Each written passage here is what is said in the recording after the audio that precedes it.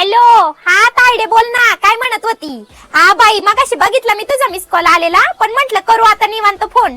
काय आमची म्हातारी बी तिथंच तडमडली होती. तिचं काय सदन कादा बाई हायच कान टाव करून.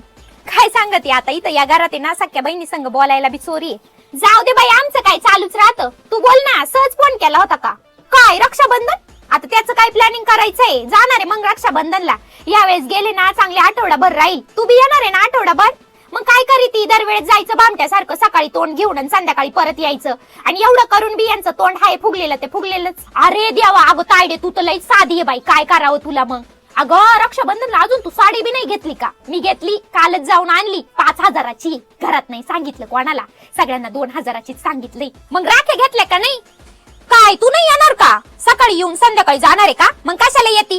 एक काम कर, तुझ्या राख्या बी दे माझ्याकडे, मीच जाऊन दादाला बांधते. नाही तर राख्या बी कशाला देते, मी घेईन इथूनच. मग काय म्हणावं? अगं तायडे, तुला सांगते आमची ही म्हातारी बी लय आगावे.